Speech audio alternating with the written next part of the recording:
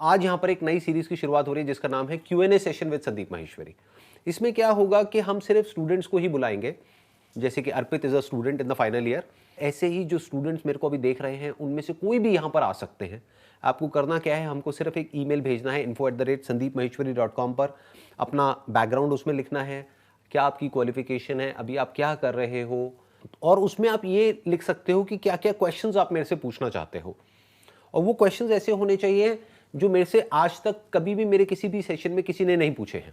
तो एटलीस्ट जो व्यूअर्स होंगे, यानी कि जो लोग देख रहे होंगे इस कॉन्वर्सेशन को, उनको भी कुछ मजा आएगा, उनको भी कुछ नया सीखने को मिलेगा, उनको कुछ नया पर्सपेक्टिव मिलेगा, प्लस मेरी भी अपनी ग्रोथ होगी। इसमें देखा जाए तो मेरा अपना मोटिव ये है कि अगर कुछ नए क्वेश्चंस होंगे, कुछ ऐसे क्वेश्चंस जो मेरे से किसी ने नहीं पूछे हैं, तो मेरे को भी सोचना पड़ेगा एंड मेरी अपनी खुद की ग्रोथ होगी। हो सकता है मैं अपने ही माइंड के कुछ ऐसे डायमेंशंस को डिस्कवर करूं हर एक अलग अलग सेशन में जहां पर मैं आज से पहले कभी नहीं गया हूं। So that's my motive. तो अब हम अपनी इस कॉन्वर्सेशन को शुरू करते हैं। तो आप आई एम श्योर अपने कुछ क्वेश्चंस आप प्रिपेयर करके लाए हो जी, राइट? आपने क्या पेपर पे लिखे हुए हैं अपने सारे क्वेश्चंस? ठीक है, शुरू करते हैं। बताइए जी, क्या क्या क्वेश्चंस है आपके? फर्स्ट क्वेश्चन है कि बेसिकली कि एक फील्ड में एक्सपर्ट होना चाहिए या बहुत सारी फील्ड्स में मीडियोकर होना चाहिए। मतलब कि आई थिंक कि मतलब कि एक फील्ड में एक्सपर्ट हो गए तो आप मतलब कि फाइनेंशियली बहुत होगा कि मतलब कि एक ही फील्ड में कंपाउंडिंग किए जा रहे हो आप, मतलब आगे बढ़े जा रहे हो। लेकिन सर वो है ना कि एक जैसे कि वो रोमन कल्चर होता था ना कि आप जब यंग हो तो आप, मेरे को वो वाला सिस्टम बहुत मस्त लगता है कि पहले आप सोल्जर होते थे, फिर आप बिजनेस संभालते थे, फिर सेनेट में, फिर फाइनली आप फिलोसोफर बन जाते थे। कि एक ही लाइफ है, मतलब कि स्पेशलाइज एक ही फील्ड क्यों कर रहे हो आप बार बार? मतलब कि बहुत सारी चीज़ें करना आई थिंक मतलब कि अच्छा वे होगा जीने का। आपको क्या लगता है सर? बेसिकली देखो, इसका कोई हार्ड एंड फास्ट रूल नहीं है। ऐसा नहीं है कि यही तरीका सही है। For example Sachin Tendulkar is there, उन्होंने अपनी पूरी लाइफ डिवोट कर दी क्रिकेट के लिए। तो क्या वो सही है या वो गलत है? ऑब्वियसली सही है, क्योंकि उन्होंने आने वाली पूरी की पूरी एक जनरेशन के लिए एक एग्जाम्पल सेट कर दिया। इनफैक्ट और जितने भी क्रिकेटर्स हैं सबने अपने कहीं ना कहीं इंटरव्यूज में बोला है कि वो जो सचिन तेंदुलकर है वो उनके आइडल है। राइट, वो आइडल क्यों बन पाए? क्योंकि उन्होंने एक ही चीज पर फोकस किया। कुछ लोग होते हैं कि मतलब फाइनली पैशन मिल जाता है कि जी, जैसे सचिन तेंदुलकर की भाई क्रिकेट ही पसंद और कुछ करना ही नहीं है। बट मेरे को लगता है कि मेरे जैसे लोग भी जो इजीली बोर हो जाते हैं कि आई डोंट नो कि मतलब ये हो गया है इसका मतलब कि फेड अप हो गया, अब मे भी कुछ और करते हैं। जैसे कि आपने भी कुछ नया स्टार्ट किया, जैसे इलोन मस्क भी पहले पेपैल की साइड थे, फिर एकदम रॉकेट कंपनी टेस्ला की साइड निकल गए, तो अब कुछ और कर रहे हैं। There are lot of other things that he is doing. तो basically that's what I am saying कि इसका कोई हार्ड एंड फास्ट रूल नहीं है। It depends upon your personality. जैसे दो अलग अलग हमने नाम लिए इस वक्त, एक है सचिन तेंदुलकर, एक है इलॉन मस्क। दोनों का अपना स्टाइल ऑफ वर्किंग बिल्कुल अलग है, दोनों की अपनी फील्ड बिल्कुल अलग है, दोनों की फील्ड के डायनामिक्स बिल्कुल अलग है। क्रिकेट में you can't afford to do a lot many other things, क्योंकि अगर आप बहुत कुछ करने की कोशिश करोगे तो क्रिकेट से आपका ध्यान हट जाएगा। बट बिजनेस में क्या होता है कि अगर एक बार आप एक अच्छी टीम बिल्ड कर देते हो, एंटरप्रेन्योरशिप में basically it's all about team building, तो फिर आपको बहुत ज़्यादा इन्वॉल्व वहाँ पर होने की ज़रूरत नहीं है। आपको सोचना है और एग्जीक्यूशन के लिए there are people who are better than you. क्योंकि दो अलग अलग चीज़ें हैं, एक है आइडिएशन यानी कि सोचना, एक है एग्जीक्यूशन। तो इलॉन मस्क की क्या स्ट्रैटेजी है? वो सब कुछ खुद नहीं एग्जीक्यूट करते हैं। ऐसे ही स्टीव जॉब्स ने जो भी किया उन्होंने खुद तो सब कुछ एग्जीक्यूट किया ही नहीं। तो it's more about your own personal calling. इसका कोई हार्ड एंड फास्ट रूल नहीं है। और उसमें ये नहीं है कि आपने अगर ये किया है तो पूरी ज़िंदगी आपको यही करना पड़ेगा। जैसे मैं अगर अपना आपको एग्जांपल दूं तो मैंने शुरुआत कहाँ से करी? एक बहुत ही छोटे लेवल से अपने घर से ही एज अ फोटोग्राफर शुरुआत करी। फिर फोटोग्राफी मैंने छोड़ दी। एक फोटोग्राफर के लिए या किसी भी क्रिएटिव इंसान के लिए सबसे बड़ा चैलेंज ये होता है कि जब वो एक लेवल पे पहुंच जाता है अब उसको छोड़े कैसे? क्योंकि जैसे ही हम कैमरा किसी और को देते हैं तो वो उस लेवल पे शूट नहीं कर सकता जिस लेवल पे हम कर सकते हैं। क्वालिटी बिल्कुल ड्रास्टिकली डाउन हो जाती है। मतलब उस वक्त जो फोटोग्राफी कर रहे थे हमारी टीम में, तो वो बहुत ही बेकार थी, क्योंकि उन्होंने शुरुआत करी थी। ऑब्वियसली बेकार होनी ही थी। वो सीख रहे थे, ज़्यादातर ने तो यहीं पे मेरे से ही सीखा था। उन्होंने कोई प्रोफेशनल कोर्स भी नहीं किया था कहीं से। तो जब मैंने उनको सिखाया तो मुझे पता था कि अभी कुछ टाइम तक वो लेवल नहीं आएगा, बट फ्यूचर में वो मेरे से बहुत बेटर करेंगे। तो वो लेवल आ गया एक दिन। आज की अगर बात करी जाए तो जो फोटोग्राफर्स हमारी कंपनी में हैं वो मेरे से फार बेटर हैं। आप कह सकते हो 1000 टाइम्स बेटर है। तो फोटोग्राफी मैंने करी और छोड़ दी। इसी तरीके से फिर बिजनेस किया, बिजनेस को ये तो नहीं कह सकते कि पूरी तरह से छोड़ दिया, बट अभी जो मेरा मेन फोकस है दैट इज दीज सेशंस, ये जो हो रहे हैं। तो ये दोनों अपने आप में एक बिल्कुल ही अलग अलग फील्ड्स हैं। एक तरफ है, इसको हम बोल सकते हैं फिलॉसफी या साइकोलॉजी, कुछ भी हम इसको नाम दे सकते हैं। दूसरी तरफ है एंटरप्रेन्योरशिप। अब फ्यूचर में क्या करने वाला हूँ मुझे पता ही नहीं। अगर आप मुझसे पूछोगे कि 1 साल बाद आप क्या कर रहे होगे, जैसे अभी ये सेशन हो रहा है, क्या मुझे 1 साल पहले पता था कि ऐसा कुछ होने वाला है? नहीं, बट आज हो रहा है। ऐसे ही 1 साल बाद क्या होने वाला है, आई डोंट नो।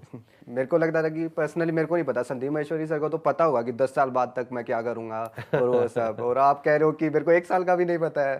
मतलब कि ये हो सकता है कि सर आप अगर फेडअप हो गए तो मतलब कल को आप बोल दो कि भाई मैं नई कंपनी चला रहा हूँ, आप लोग चला लो, मतलब कि मैं तो बस यही करूँगा, या नहीं, ऐसा नहीं कि मैं फेडअप हो जाऊंगा तो ये करूंगा, क्योंकि अगर फेडअप हो करके हम चीज़ें छोड़ने लग गए फिर तो हम कुछ भी छोड़ देंगे। फिर तो फॉर एग्जांपल ये सेशन हो रहा है, इसको जो लोग देख रहे हैं, अगर मान लो कमेंट सेक्शन में उल्टा सीधा लिखने लग गए तो मैं फेडअप हो गया, तो क्या मैं ये भी छोड़ दूं? क्या मैं बिजनेस भी छोड़ दूं? क्या मैं सब कुछ छोड़ दूं? फिर अपनी रिलेशनशिप्स भी छोड़ दूं? तो I will not leave it because I am fed up of that. जैसे मैंने फोटोग्राफी छोड़ी, इसलिए नहीं छोड़ी कि मेरे को फोटोग्राफी पसंद नहीं थी, इसलिए क्योंकि मेरे माइंड में कुछ बड़ा चल रहा था। That was entrepreneurship. अब मेरे पास में 2 ऑप्शंस थे, एक कि मैं एक और बिजनेस कोई शुरू करूं, जैसे किसी भी और एंटरप्रेन्योर ने किया या करते हैं नॉर्मली, कि एक बिजनेस किया, वो सक्सेसफुल हो गया, एक लेवल पे पहुंच गया, अब दूसरा शुरू कर दिया, तीसरा कर दिया, चौथा कर दिया। May be like Bill Gates philanthropy की साइड। राइट, बट बेसिक अगर आप डायनामिक्स को समझोगे तो बिजनेस इज बिजनेस। उसमें नया क्या हुआ? कुछ भी नहीं, बस प्रोडक्ट अलग है, सर्विस अलग है जी, इंडस्ट्री अलग है, बट जो बेसिक्स है बिजनेस के वो तो सेम ही है ना। तो अगर आपने बिजनेस को मास्टर कर लिया है तो अब आपके पास में 2 चॉइसेस हैं। जैसे मेरे पास में 2 चॉइसेस थी कि या तो अलग बिजनेस में अपना पूरी एनर्जी लगाऊं, वहां से क्या होगा, I will make money, but पैसे की अपनी एक लिमिट है। एक लिमिट के बाद में जा करके, एक लिमिट तक तो वो इंपॉर्टेंट है, बट उसके बियॉन्ड जा करके तो इंक्रीमेंटल बेसिस पे वो आपको खुशी नहीं देता है, वो आपको सेटिस्फैक्शन नहीं देता है। तो ये 2 अलग अलग पाथ्स हो गए। एक हो गया अपने पैशन को फॉलो करने का पाथ, उसको आप बोल सकते हैं इनसाइड आउट, कि जो अंदर से हो रहा है उसको हम बाहर एक्सप्रेस कर रहे हैं। एक है बाहर जो सब कर रहे हैं वही हम कर रहे हैं, ज़्यादातर लोग ऐसे ही करते हैं। तो वो हमारी अपनी कॉलिंग है। ओके, तो इस क्वेश्चन का आंसर हो गया जी। सेकंड क्वेश्चन है कि जैसे कि वॉरेन बफेट हैं और काफ़ी एज तक अब भी अलाइव है और ठीक ठाक हेल्दी हैं, और लेकिन उनकी ईटिंग हैबिट्स बहुत ख़राब हैं। डेली कोक पीते हैं और मतलब कि मैकडोनल्ड्स के बर्गर खाते रहते हैं, और वो बहुत वाइज हैं, वैसे बहुत स्मार्ट है, एक्सट्रीमली स्मार्ट है। मतलब कि उनके इंटरव्यू सुनो, मैं बायोग्राफी भी पढ़ी है उनकी, वो एक्सट्रीमली स्मार्ट हैं, बट स्टिल वो कहते हैं कि जो स्ट्रेस फ्री लाइफ मिल रही है, जो अपनी मनपसंद का खाना खा के, कि वो जो घास फूस खाऊंगा मेरे को तो पसंद ही नहीं है, वो उससे अच्छा है कि मैं ये खा लूँगा, और मतलब वो उसके हिसाब से भी बहुत बढ़िया चल रही है उनकी, और मतलब लाइक अबाउ 90 हो गई उनकी एज और ठीक ठाक चल रहे हैं। और मेरे को तो काफ़ी मतलब कि वो लगता है, मतलब कि हाँ ये भी किया जा सकता है। मतलब बेसिकली मैं खाता बहुत कम हूँ, मतलब खाने का तो ज़्यादा शौक है ही नहीं, पर स्टिल मतलब कि आप कहते हो कि मतलब बिल्कुल ही नहीं खाना चाहिए, कचरा और ये सब, बट वॉरेन बफेट कहते हैं और वो सब, तो मेरे को काफ़ी वो लगता है कि ये किया नहीं, जा मैं सकता कभी है। भी ये नहीं कहता कि बिल्कुल भी नहीं खाना चाहिए। मैं हमेशा बैलेंस की बात करता हूँ। मैं कहता हूँ बीच का रास्ता पकड़ो, एक्सट्रीम में कभी मत जाओ। किसी भी चीज़ के एक्सट्रीम में जाना बुरा है। एक एक्सट्रीम हो गया कि आप सिर्फ कचरा ही खा रहे हो, जी, एक एक्सट्रीम हो गया कि आप सिर्फ हेल्दी ही खा रहे हो, जो आपको चाहे टेस्ट नहीं अच्छा लग रहा, मन नहीं कर रहा खाने का, बस ज़बरदस्ती खाई चले जा रहे हो। तो उससे क्या होगा, साइकोलॉजिकली स्ट्रेस क्रिएट होगा। तो इन दोनों के बीच का जो रास्ता है that is always better than going in an extreme. तो आप वॉरेन agree बफेट कर का रहे जो हो आप कि- एग्जांपल ले रहे हो वो बेसिकली और भी बहुत सारे फैक्टर्स हैं। अभी आप सिर्फ एक स्टैंड पॉइंट से देख रहे हो। इसमें कोई शक नहीं है कि वो उनकी जो डाइट है या जो उनकी ईटिंग हैबिट्स है वो खुद बताते हैं अपने काफ़ी सारे इंटरव्यूज़ में कि डेली अपना एक बर्गर खा रहे हैं और कोक पी रहे हैं और लार्ज कोक और मतलब whatever it is. Breakfast he burger से हो रहा है उनका। राइट, तो ये एक पॉइंट हो गया। तो एक तरह से आप कह सकते हो कि डाइट के पॉइंट ऑफ व्यू से वो कुछ गड़बड़ कर रहे हैं, इसमें कोई डाउट नहीं है, because that is junk food. हर एक की लाइफ में कुछ ना कुछ गलत होता है, कुछ ना कुछ सही होता है। मेरी लाइफ में भी है, आपकी लाइफ में भी है, उनकी लाइफ में भी है, बट डिपेंड करता है कि वो सही क्या कर रहे हैं उसको कॉम्पनसेट करने के लिए। सही क्या कर रहे हैं, वो अपने पैशन को फॉलो कर रहे हैं। Basically for him the stock market is more like a game जिसको वो खेल रहे हैं। तो हेल्थ ऐसा नहीं है कि अगर हम अच्छा खा लेंगे तो हम हेल्दी हो जाएंगे, क्योंकि उससे तो बॉडी ठीक होएगी ना। बट बॉडी से इंपॉर्टेंट क्या है, माइंड। आप कह सकते हो दोनों ही जरूरी है, बट अगर दोनों में से आप मेरे से पूछो ज्यादा इंपॉर्टेंट क्या है, ऑब्वियसली माइंड। किसी की बॉडी बहुत हेल्दी है, बहुत फिट है, बाहर से दिखने में बिल्कुल परफेक्ट है, बट अंदर से परेशान है, तो उससे पूछो उस हेल्थ का करेगा क्या भाई। तो हम ये नहीं कह सकते कि अगर वो कुछ गलत कर रहे हैं तो मैं भी वो गलत करूंगा तो मेरी लाइफ में भी वो सब सही हो जाएगा, मेरी भी एज 90+ हो जाएगी, ऐसा नहीं है। क्योंकि अगर होलिस्टिकली आप देखोगे तो आपको समझ आ जाएगा कि वो अगर एक चीज़ गलत कर रहे हैं अपनी लाइफ में तो 10 चीज़ें सही भी कर रहे हैं। बट इसका मतलब ये नहीं है कि हम भी वो एक चीज़ गलत करें। आइडियली अगर हम सही कर सकते हैं तो कर ले तो बेटर है। सो नेक्स्ट क्वेश्चन प्लीज हाँ नेक्स्ट क्वेश्चन बताइए।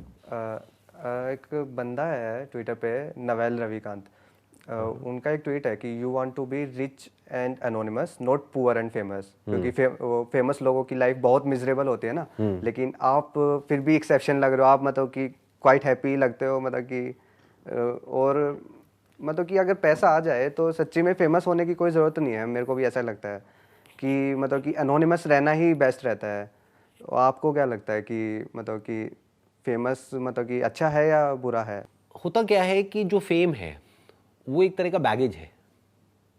फेम के साथ में और बहुत सारी ऐसी चीज़ें आ जाती हैं जो आपको अंदर से तंग करती है। मतलब अगर आप फेमस हो तो आप बहुत पैसा कमा सकते हो, मतलब कि कुछ भी सेल करके, या मतलब बेसिकली फॉलोअर्स और वो सारी चीज़ें। ऐसा तो नहीं है, लोग पैसे के चक्कर हाँ, में भी इसको ध्यान से समझना पड़ेगा। बहुत सारे लोग फेम को यूज़ करके पैसा कमाना चाहते हैं, बट ऐसा ज़रूरी नहीं है। क्योंकि पैसा जो कमाया जाता है वो कमाया जाता है ट्रस्ट के थ्रू। ये एक बहुत बड़ी गलतफहमी है। अगर कोई ये सोचता है कि मैं फेमस हो गया, अब मैं नाम नहीं लूँगा किसी का यहाँ पर, बट एक लड़की है जो गाने गाती है, हाँ, और बड़े ही वाहियात गाने गाती है। जी, understood, आप समझ गए ना, मैं नाम नहीं ले रहा, ठीक है। तो वो बहुत फेमस है, उसको हर कोई जानता है, बट क्या वो उस फेम से पैसा कमा सकती है? बहुत बड़ा क्वेश्चन मार्क है। पैसा कमाया जाता है ट्रस्ट से। फॉर एग्जाम्पल सचिन तेंदुलकर, उनको जो एड्स मिलती है जहां से वो पैसा कमाते हैं, वो एड्स किस वजह से मिलती है? क्योंकि वो फेमस है या वो एक अच्छे क्रिकेटर है। जी, समझ गए ना अभी जो हमने एग्जांपल दिया था। अपना काम पे ध्यान रखो, अगर फेमस हो गए तो कोई प्रॉब्लम नहीं है उसमें। Right, that's a by product. Okay, name, fame, money is a by product. अगर तो वो एक बाय प्रोडक्ट है और आपका फोकस कुछ और है लाइफ में, तो कोई दिक्कत नहीं है। क्योंकि फिर क्या होगा, चाहे फेम आया चाहे गया, फेम तो आता जाता रहता है जी, उसको नाम ज़्यादा कभी फर्क भी नहीं अच्छा हो जाता पड़ेगा। है, कभी खराब हो जाता है। एक कंट्रोवर्सी होने की देर होती है, जो लोग तारीफ कर रहे होते हैं वही बुराई करने लग जाते हैं। फेम आ जाता है, चला जाता है। आज कोई फेमस है, कल कोई और हो जाता है। आज कोई और न्यूज़ में आ रहा है, कल कोई और आ जाता है। और आजकल तो न्यूज़ भी 1-2 दिन से ज़्यादा नहीं टिकती है, राइट। तो फेम भी ज़्यादा नहीं टिकता है। तो अगर किसी को ये अंदर से कीड़ा आ जाए कि भाई मेरे को तो फेमस होना है और फेमस रहना है, तो वो बहुत उल्टे सीधे काम करने लग जाएगा या करने लग जाएगी उस फेम के चक्कर में। फिर वो फंसते चले जाएंगे, वो फेम उनको फंसा देगा।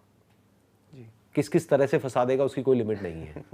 ऐसे भी बहुत सारे एग्जांपल्स हैं। और वही लोग मिजरेबल होते होंगे मोस्ट प्रोबेबली। वो ही मिजरेबल होते हैं, आप समझ गए, क्योंकि वो फेम के पीछे भाग रहे हैं।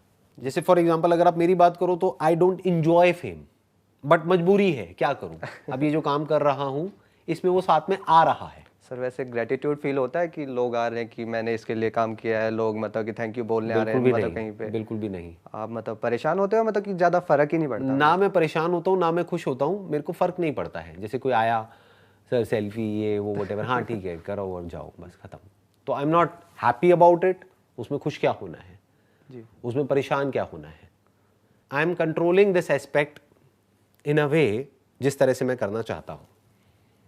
ओके। मैं किस तरह के जगह पे जा रहा हूँ, किन लोगों से मिल रहा हूँ, क्या कर रहा हूँ, उस सब के पीछे एक थॉट प्रोसेस है। इन सब का विजन है आपका कि आगे पूरा विजन है कि फेम को किस लेवल तक रखना है और कहाँ तक नहीं रखना है।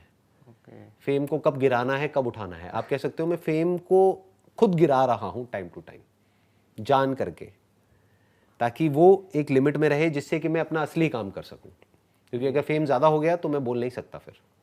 इसी के अबाउट एक क्वेश्चन और था कि सर आप मतलब कि अपना पॉलिटिक्स से रिलेटेड मतलब अपना बताते नहीं है ओपिनियन वगैरह, वो मतलब कि यही रीज़न है इसका? मतलब मैं ये था क्वेश्चन कि आप ये क्यों नहीं शेयर कर रहे हो अपने व्यूज़ एक वगैरह? रीज़न तो यही है जो मैंने अभी आपको दिया है कि मुझे कहाँ जुड़ना है, कहाँ नहीं जुड़ना है, किस बारे में बात करनी है, कहाँ पे इन्वॉल्व होना है, कहाँ पे नहीं होना है, वो मेरे माइंड में बिल्कुल क्लियर है। That is 1। 2, मैं न्यूज़ नहीं पढ़ता हूँ, रेयरली पढ़ता हूँ। जैसे कुछ बहुत बड़ा हो जाता है तो पढ़ लेता हूँ। तो जब न्यूज़ ही नहीं पढ़ता हूँ तो मेरे को एक्चुअल में नॉलेज नहीं है कि पॉलिटिक्स में क्या हो रहा है, किस लेवल पे हो रहा है। तो जिस चीज़ की मेरे को नॉलेज ही नहीं है उसके बारे में मैं क्या बात करूँ। जो भी करूँगा वो फैक्ट्स के बेस पर नहीं होगी। अब मेरे को अगर फैक्ट्स एक्यूमुलेट करने हैं तो मैं फिर पूरे डीप में एक्यूमुलेट करूंगा, तो अगर मैं पूरी एनर्जी वहां लगा दूंगा तो मैं फिर ये काम कैसे करूंगा जो अभी मैं कर रहा हूँ। नेक्स्ट क्वेश्चन पूछता हूँ सर। पूछिए जी। जी, एक मैं अभी लेटेस्ट बुक पढ़ रहा था, आउटलायर्स, मे बी आपने पढ़ी होगी। वो बेसिकली मतलब जो आउटलायर्स, वो मतलब कि जो एक्सट्रीमली सक्सेसफुल होते हैं ना, मतलब कि स्पोर्ट्स एथलीट्स या फिर टेक बिलियनियर्स, उनकी मतलब कि लाइफ्स को स्टडी किया है कि मतलब कि क्या क्या पैटर्न्स थे कि सक्सेसफुल बंदों के, कि कैसे ने क्या क्या किया है। तो उन्होंने मतलब कि ऑफ कोर्स उन्होंने बोला था कि मतलब हार्डवर्क और स्किल, ये सारी चीज़ें ज़रूरी थी, लेकिन उन्होंने एक वर्ड यूज़ किया था, आर्बिट्रेरी एडवांटेजेस हुई थी मतलब बहुत सारे लोगों को। मतलब कि हॉकी प्लेयर्स से लेकर मतलब कि, और बिल गेट्स और वॉरेन बफेट ने भी खुद भी एक्सेप्ट किया ना कि हम बहुत लकी थे बहुत सारे वेज में। उन्होंने बताया कि मतलब कि बहुत कम प्रोबेबिलिटी थी उन सिनेरियोज की। तो मैं आपका ओपिनियन जानना चाहता था कि मतलब कि आपको क्या लगता है, आप एग्री कर रहे हो कि आप भी मतलब कि सम सॉर्ट ऑफ एडवांटेजेस हुई हैं उल्टी सीधी जिनकी वजह से आप यहाँ पहुँच गए, या मतलब मोस्टली खुद ही बन एक तो नंबर वन, मैंने वो बुक नहीं पढ़ी है तो मुझे आइडिया नहीं है आप किस कॉन्टेक्स्ट में कह रहे हो। As far as advantages are concerned, तो एडवांटेजेस क्या होती हैं बेसिकली, जैसे फॉर एग्जांपल अगर बिल गेट्स की बात करी जाए तो उनके पास में क्या एडवांटेज थी, फर्स्ट मूवर एडवांटेज। उसके बाद में बहुत लोग आए जिन्होंने सॉफ्टवेयर एज अ प्रोडक्ट बेचने की कोशिश करी, लेकिन तब तक वो लीड ले चुके थे जी। ऐसा हर फील्ड में होता है। अगर आप हमारी भी बात करो तो जिस वक्त हम आए उस वक्त इस फील्ड में देयर वर पीपल जो पहले से कर रहे थे, लेकिन कोई भी उस तरीके से नहीं कर रहा था जिस तरीके से हमने किया। तो आप कह सकते हो एक वे में कि हमको फर्स्ट मूवर एडवांटेज मिला, क्योंकि जिस नीश को हमने पकड़ा उस नीश में कोई और नहीं था, तो we got that first mover advantage. और आज अगर कोई आता है तो उसके लिए इतने बड़े लेवल पे एक उसको बिल्ड करना it's going to be very very challenging. Very challenging sir. उन्होंने मतलब कि मतलब पूरा अच्छे से बताया, पूरा चैप्टर था बिल गेट्स के ऊपर कि जब कंप्यूटर मतलब कि एक्सप्लोड हो रहे थे, मतलब कि स्टार्टिंग ही हुई थी, तो कुछ मतलब 5 या 10 स्कूल्स में ही थे मतलब कि उस टाइप के पीसीज थे जो मतलब कि आगे जाके बने। उनमें से एक में बिल गेट्स थे। ऊपर से मतलब कि फैमिली का भी मतलब कि फुल सपोर्ट और वो सारी चीज़ें, मतलब कि बहुत कम चांसेस थे ना कि किसी बंदे के यहाँ पर उस जगह पे पहुँचने के। तो इसलिए वो कि मतलब कि अगर वो कहीं और पैदा हुए होते, उस स्कूल में ना होते, तो मतलब बहुत बड़ा मतलब कि एडवांटेज थी वो और किसी भी बंदे से। नहीं, अगर आप ध्यान से देखोगे तो वो अकेले नहीं थे, और भी उनके जैसे बहुत सारे लोग थे जी, जो उन्हीं के बैकग्राउंड से थे या उनसे ज़्यादा क्वालिफाइड थे, उनसे ज़्यादा उनकी ट्रेनिंग हुई थी, उनसे बेटर उनका एजुकेशनल बैकग्राउंड था, उनसे ज़्यादा उनको नॉलेज थी, लेकिन फिर भी वो आगे निकल गए, वो नहीं निकल पाए। उसके पीछे क्या रीज़न है? मतलब कि ऑफ कोर्स उन्होंने मतलब कि हार्ड वर्क किया होगा और वो एक्सट्रीमली स्मार्ट होंगे। हाँ, ये थोड़ा सा यहाँ पे समझना पड़ेगा कि हम हार्ड वर्क को बहुत ज़्यादा इंपॉर्टेंस देते हैं लाइफ में। It's not so much about hard work जो उन्होंने किया या और भी किसी ने भी किया या वॉरेन बफेट ने किया। अगर आप वॉरेन बफेट की अभी बात कर रहे थे थोड़ी देर पहले, अगर उनकी भी बात करें तो क्या हार्ड वर्क किया उन्होंने, अगर आप उनको ध्यान से पढ़ेंगे, उनकी बुक्स को पढ़ेंगे, स्टडी करेंगे, समझने की कोशिश करेंगे डिटेल में, तो उन्होंने एक्चुअल में कोई हार्ड वर्क नहीं किया। हार्ड वर्क मतलब फिजिकल लेबर या फिर माइंड वाइज बहुत ज़्यादा, जैसे कोई साइंटिस्ट है उसको आप कह सकते हो हार्ड वर्क कर रहा है, मतलब 20 साल तक कोई रिसर्च करी जिसके लिए हज़ारों बार एक्सपेरिमेंट किया, हज़ारों बार फेल हो गए, फिर जा करके फाइनली कुछ ऐसा डिस्कवर किया जो आज से पहले कभी नहीं हुआ था, उसको आप कह सकते हो हार्ड वर्क। वॉरेन बफेट ने क्या किया, बेंजामिन ग्राम, उनकी एक बुक है द इंटेलिजेंट इन्वेस्टर, पढ़ी है सर मैंने। राइट, तो वो उनके गुरु हैं, राइट, पास जाके ही उन्होंने, उनके पास जा करके सीखा, नंबर वन। तो उन्होंने क्या किया, एक सिस्टम जो पहले से बना हुआ था उस सिस्टम को समझा, मतलब आप कह सकते हो एक प्रूवन सिस्टम जो बेंजामिन ग्राहम ने अपनी पूरी लाइफ में इंप्लीमेंट किया और उसको सक्सेसफुली इंप्लीमेंट किया, सिर्फ इंप्लीमेंट नहीं किया, उसमें सक्सेस को अचीव किया। He achieved close to around I think 21%, more than 21 और 22% year on year CAGR। That is nothing less than a miracle at that point in time, जब इतना कुछ हो रहा था दुनिया में, वर्ल्ड वॉर हो रही है, ये हो रहा है, वो हो रहा है, that was in 1950s and all, right जी। तो अब अगर आप वॉरेन बफेट की बात करोगे तो he was in the golden age, तो इस वे में अगर आप बोलो तो यस, उनको एडवांटेज ज्यादा मिला बेंजामिन ग्राहम से जी। और वो अमेरिका में पैदा हुए, वो अमेरिका में पापा भी स्टॉक ब्रोकर थे, वहीं से तो ये इसको बोलते हैं बेसिकली बैकवर्ड चीजों को देखना, कि हम यहाँ पर बैठ करके पीछे देखें और बोले कि देखो ये हुआ, ये हुआ, ये हुआ, अगर ये नहीं होता तो वो नहीं होता। बट लाइफ ऐसे नहीं चलती है, लाइफ बैकवर्ड नहीं चलती है। टाइम आज से गुजरे हुए कल में जा रहा है या आने वाले कल में जा रहा है, आने वाले जा राइट। रहे हैं। तो आप ऐसे नहीं देख सकते, ये नहीं हुआ होता तो वो नहीं हुआ होता। अरे अगर वो नहीं हुआ होता तो शायद कुछ और हुआ होता। जी आप समझे, मतलब उनके अंदर, वॉरेन बफेट के अंदर कुछ ऐसा था, कुछ ऐसा उन्होंने सीखा था। अब आप कहते हैं कि भाई उस टाइम पे अगर उन्होंने उन 4 कंपनीज में इन्वेस्ट नहीं किया होता तो उनकी वेल्थ 100 गुना नहीं हुई होती 10 साल में। तो 4 में नहीं किया होता तो किसी और में किया होता। 100 गुना नहीं होती तो हो सकता है 200 गुना हो गई होती, 200 गुना नहीं हुई होती तो हो सकता है 50 गुना हो गई होती, राइट। तो you are getting where I am coming from. But उनके फंडामेंटल स्ट्रांग थे। इतने सालों तक जो उनकी कंपनी ने रिटर्न दी है, more than 20%, close to around 20% CAGR year on year, बहुत बड़ी बात है। वो कैसे दे पाए? इतनी कंसिस्टेंसी कहां से आ पाई? इसका मतलब there was a system which he was following, right. ये हम बोल सकते हैं। बट अगर हम ये बोलते हैं कि उनको ये मिला, ये एडवांटेजेस मिले जिसकी वजह से वो उस लेवल तक पहुंच पाए, तो I don't by that point. Because अगर उनकी जगह किसी और को मिल गए होते वो एडवांटेजेस, क्या बेंजामिन ग्राम के एक ही स्टूडेंट थे? क्या उनके एक ही स्टूडेंट थे? नहीं, बहुत सारे। पर सारे वॉरेन बफेट क्यों नहीं बन पाए?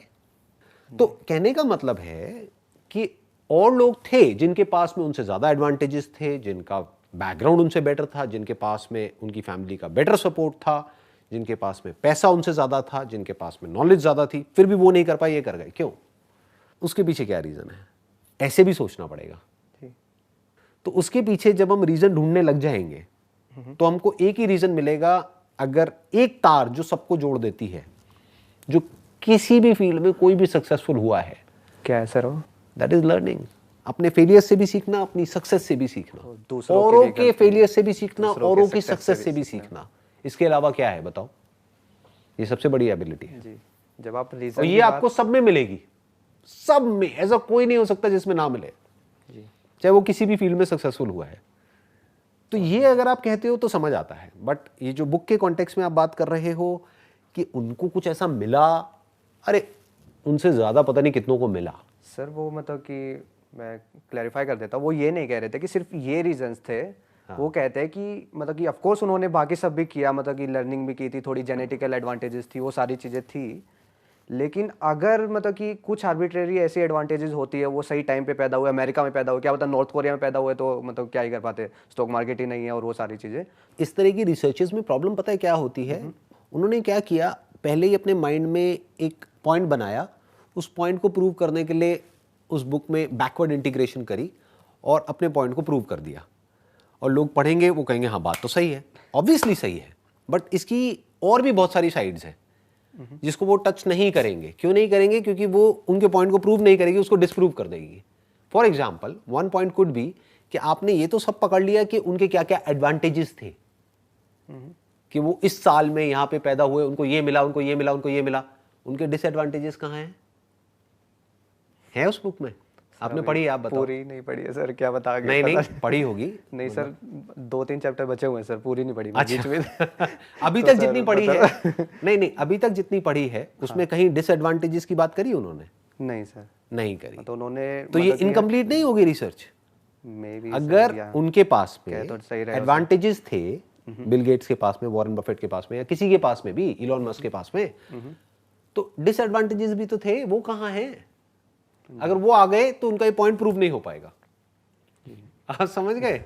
एक थ्योरी है जो पहले ही उन्होंने अपने माइंड में बना ली है, उस थ्योरी को प्रूव करने के लिए वो बुक को इस तरीके से डिजाइन कर दिया है कि आप जैसे जैसे उस बुक में जाते चले जाओगे, आपको विश्वास होता चला जाएगा, अच्छा ये होता है। क्योंकि this is what most people want to believe. जी, दे वांट टू बिलीव कि अच्छा उसके पास में ना कोई स्पेशल एडवांटेज थी जिस वजह से वो आज उस लेवल पे है। अगर उसकी जगह मैं होता तो मैं भी होता।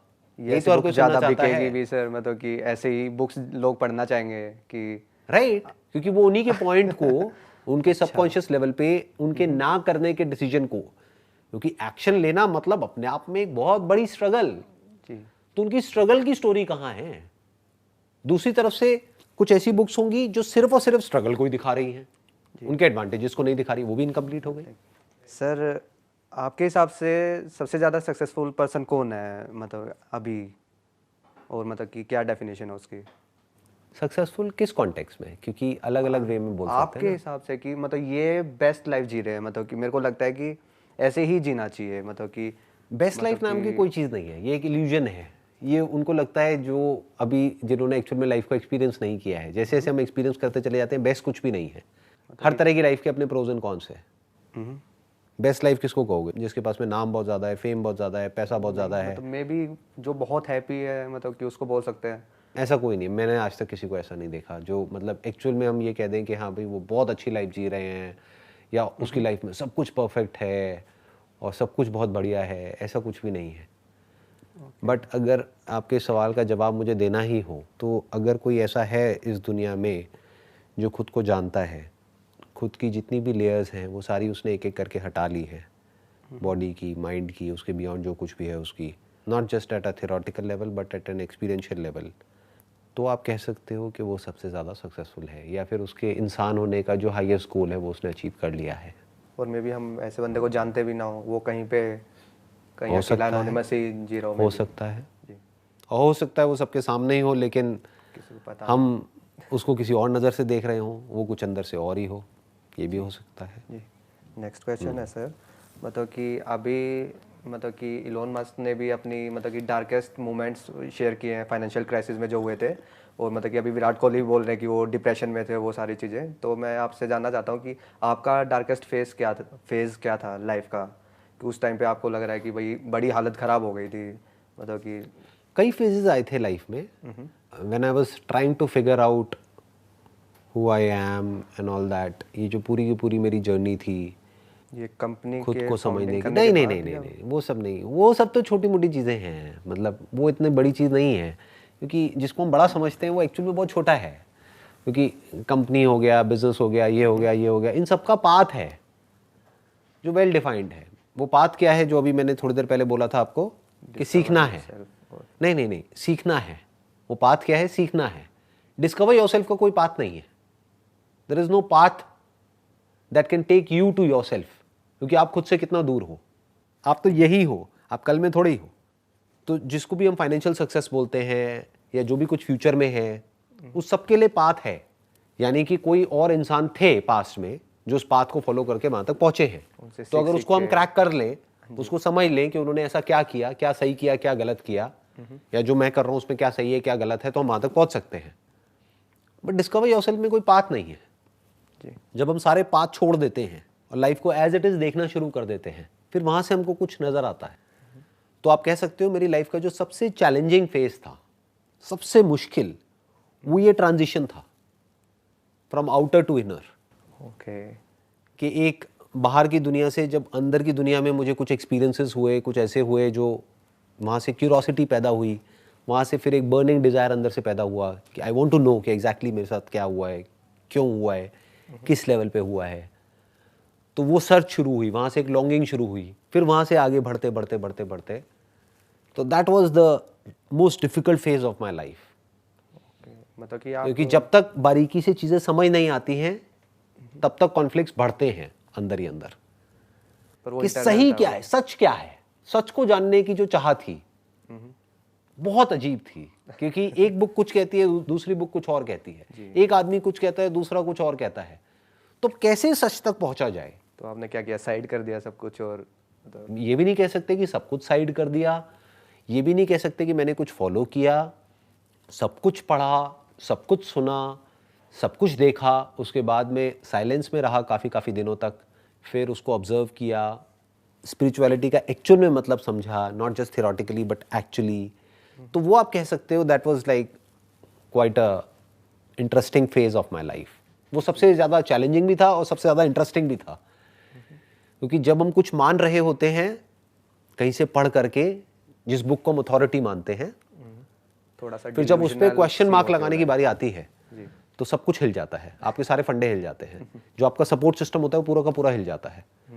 तो अगर वो सच नहीं है जो पूरी दुनिया मानती है या जिस तरह से पूरी दुनिया सोचती है, अगर वो सच नहीं है तो सच है क्या? कहाँ है वो सच? कहाँ मिलेगा? तो उस तक पहुंचने की जो जर्नी थी, that was the big struggle. Sir. आपकी मतलब कि मोस्ट ऑफ द थिंग्स की आपकी कुछ अंडरस्टैंडिंग है, और मतलब कि और काफ़ी सारी चीज़ें पहले से ही डिसाइडेड थी। कोई ऐसी बड़ी चीज़ बताइए सर जिसमें आपने अपना माइंड चेंज कर लिया हो अभी कुछ सालों में, कि मैं पहले ये सोचता था, अब मेरे को लगता है कि ये सही था, मैं इस बात में गलत था।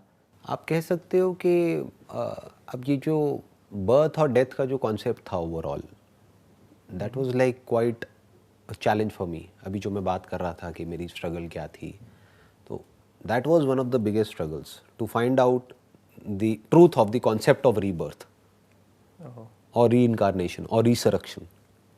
ये सच है, वो सच है, वो सच है, ये सब अलग अलग कॉन्सेप्ट्स हैं। तो इसमें से रियलिटी क्या है, बर्थ क्या है, डेथ क्या है, तो वो सब जो फिगर आउट करने वाला था ना, वो जैसे मैं सोचता आया था बचपन से, या जैसे सब सोचते हैं, उससे बिल्कुल एक अलग थॉट प्रोसेस है। जो रियलिटी है वो सबसे बिल्कुल अलग है। तो क्या है सर रियलिटी? मतलब जो समझने में मुझे इतने साल लगे वो 2 मिनट में ऐसे ही बता दूं मे रियलिटी बी क्या। सर मैं उस फिगर आउट सेंटेंस करो। को पकड़ के रखूंगा सर, मे बी फ्यूचर में समझ आ कोई जाए सर। फायदा नहीं है, फिर आप बैकवर्ड चलोगे, आपको कैसे पता कि वो सच है? हो सकता है वो बकवास हो, वो तो मेरी रियलिटी है ना, वो तो मैंने डिस्कवर किया है, हो सकता है वो गलत हो, तो आप खुद डिस्कवर करो कि सच क्या है। सर मतलब कि कौन सा बड़ा क्वेश्चन है जो आप स्टिल फिगर आउट करने की कोशिश कर रहे हो कि इसके बारे में मैं मतलब कि नहीं पता है मेरे को कि इसका आंसर क्या है? फिलहाल तो कुछ नहीं है। सब कुछ फिगर्ड आउट है, मतलब सॉर्टेड है। आई डोंट नो, मतलब I can't say that everything is figured out, but अभी कोई ऐसा क्वेश्चन नहीं है, क्योंकि मेरे माइंड में जितने भी जो भी कुछ था उस सबको मैं क्वेश्चन कर चुका हूँ। क्वेश्चन कर करके अब एक ऐसे लेवल तक पहुँचा हूँ जहाँ पे आगे क्वेश्चन करने के लिए कुछ है नहीं। जी। Where there is no role of an intellect, where everything is just as it is, जैसा है सो है। क्वेश्चन क्या होता है? क्वेश्चन एक स्टैंड पॉइंट से होता है। क्वेश्चनिंग की भी अपनी एक लिमिटेशन है। एक ऐसी स्टेज आ जाती है क्वेश्चनिंग की जहाँ पर क्वेश्चन करते करते क्वेश्चनर ही डिजॉल्व हो जाता है। There is no questioner there. तो जब कोई क्वेश्चनर ही नहीं है तो क्या क्वेश्चन उठेगा? The very questioner dissolves. तो ज़्यादा हो जाएगा, आगे बढ़ते हैं। हाँ जी सर, शायद ज़्यादा डीप हो गया सर। हाँ, मैं वही कह रहा हूँ, थोड़ा आगे बढ़ते हैं। हाँ, हाँ सर, लास्ट टाइम किस चीज़ के लिए आप लेट थे? मतलब कि मे बी मीटिंग और कोई फंक्शन हो? मैं लेट नॉर्मली होता नहीं हूँ, मतलब मैं काफ़ी टाइम से चलता हूँ। अगर लेट कभी हुआ भी हूँ तो मे बी 2-4 मिनट 5 मिनट से, और फिर मैं अपोलोजाइज़ करता हूँ इमीडिएटली। जैसे आज का भी सेशन था तो टाइम से पहले हमने शुरू किया है। जी। 12 बजे का टाइम था और 11:50 पे आई थिंक हमने शुरू कर दिया था सेशन। नेक्स्ट क्वेश्चन है, लास्ट टाइम कब आप मतलब रोए थे? कब रोए थे? जी। बट क्यों पूछ रहे हो? इससे आपको क्या वो नहीं होगा? मतलब कि आप भी मतलब कि क्या फ्रीक्वेंसी है आपकी रोने की, मतलब थोड़ा उससे पता चलेगा ना आपके बारे में कि आपकी लाइफ कैसे चलती है। अभी कुछ ही दिन पहले there were some tears of happiness which were there. जी। बिजनेस रिलेटेड या फैमिली? नहीं, बिजनेस में क्या है? बिजनेस का क्या है? बिजनेस इज नथिंग ऐसे ही। तो more to do with something else, like से मैंने बताया ना, tears of joy, tears of happiness. Sir next question है कि अभी मतलब कि ये होता है ना कि हैबिट्स के हिसाब से ही बंदा चलता है। आपके बारे में जानना चाहता हूँ कि आप किस हैबिट्स पे काम कर रहे हो, कि एक हैबिट जो आप मतलब कि ब्रेक करने की कोशिश कर रहे हो, या फिर एक नई हैबिट जो आप फॉर्म करने की कोशिश कर रहे हो? आपने वर्कआउट पे मैं थोड़ा और ज़्यादा कंसिस्टेंट होने की कोशिश कर रहा हूँ। That's a bit of a challenge for me. आप जिम जाते हो या सिर्फ स्पोर्ट्स? जिम जाता हूँ, जिम जाते हो। उसमें मैं कंसिस्टेंट होने की पूरी कोशिश कर रहा हूँ। वो मेरा एक स्ट्रगल चल रही है। और कोई effort बैड चल रहा हैबिट है। जिसको ब्रेक करने की कोशिश कर रहे हो? हाँ, आप कह सकते हो खाने पीने को लेकर के थोड़ा सा वो, मतलब दैट्स माय वीक एरिया। पहले तो आप काफ़ी अनफिट थे सर, आपने पहले शेयर किया ना। पहले अनफिट था, फिर फिट हो गया, फिर वापस से थोड़ा सा अनफिट हो गया, फिर से फिट होना है। तो ये स्ट्रगल है जो चलती रहती है जी। At a surface level. आप कह सकते हो बॉडी के लेवल पे ये स्ट्रगल चलती ही रहती है, और आई एम श्योर सभी की चलती ही रहती है, जो भी थोड़ा फिटनेस को लेकर के सीरियस है उसकी। नेक्स्ट क्वेश्चन पूछता हूँ सर, ये सॉर्ट ऑफ वो है कि फर्स्ट थिंग आपके दिमाग में क्या आ रही है इस वर्ड को देख के? मतलब कि मैं वर्ड्स बोलता हूँ, marriage, bonding, money, utility, love. Everything. Sir smartest person आपकी लाइफ में कौन है जिसको आप जानते हो कि मैं जितने लोगों को जानता हूँ, मेरा वो वाला फ्रेंड है जो मेरे को बहुत स्मार्ट लगता है, सबसे स्मार्ट बंदा है वो? स्मार्ट दिखने में या इंटेलेक्चुअली, या मतलब आपने बात के फील किया कि भाई ये बहुत मतलब कि गहराई तक जाके सोचता है कुछ भी बात को, मतलब कि अच्छा, अगर आप मेरे से ये पूछो कि भाई कौन है वो पर्सन जिससे मैं इंस्पायर हुआ हूँ, जिनकी थिंकिंग से या जिनकी अंडरस्टैंडिंग से, तो that is J Krishnamurti, Jiddu Krishnamurti. सुना है आपने इनका नाम? सर इनकी शायद बुक है ये रॉकेट साइंस के नहीं, नॉट रॉकेट साइंस। इनकी बुक है फ्रीडम फ्रॉम द नोन, और भी बहुत सारी बुक्स हैं इनकी वीडियोस भी हैं। जो मेरे लिए लाइफ में सबसे इंपॉर्टेंट है दैट इज़ सेल्फ अंडरस्टैंडिंग। बाकी सब उसके आगे तो कुछ भी नहीं है, that is all like dust. ठीक है, मिट्टी से कुछ बना रहे हैं, घरौंदे टूट गए, आ गए, चले गए, ये सब in time and in space. तो उपनिषद से काफ़ी हेल्प हुई है। और एक पर्सन है जो इतने पॉपुलर नहीं है, मतलब उनको कोई जानता नहीं है, बट उन्होंने कहीं पे पॉइंट किया था जहाँ से मुझे कुछ एक्सपीरियंस हुआ। तो आप ये 3 डॉट कह सकते हो प्राइमरली। एक उपनिषद्स, उसको वेदांता भी बोलते हैं, the essence of all Vedas, Vedanta. तो वो मैंने स्टडी किया, वहाँ से बहुत हेल्प हुई। एक जे कृष्णमूर्ति, कुछ बुद्धिस्ट मंक्स रहे हैं पास्ट में, जैसे एक बुक है हिनसेन मिंग करके, मतलब HSIN सिंह मिंग MING, बहुत छोटी सी बुक है, उसके ऊपर मैंने काफ़ी मेडिटेशन करी है कई दिनों तक। That book also help me a lot. इसको यहीं पे रैप अप करते हैं इस कॉन्वर्सेशन को, इस क्वेश्चन को, है ना? आपके हो गए सारे क्वेश्चंस कवर हो गए जी? चलिए, great. And it was pleasure meeting you, and आपने बहुत ही अच्छे क्वेश्चंस पूछे सर। हाँ, एंड आई एम श्योर आप लाइफ में कुछ ना कुछ अच्छा करोगे, वो आपके क्वेश्चन से पता लग रहा है। इनफैक्ट कहा जाता है कि अगर एक इंसान को पहचानना हो या उसकी इंटेलिजेंस को समझना हो तो उसके जवाबों से मत समझो, उसके क्वेश्चन से समझो।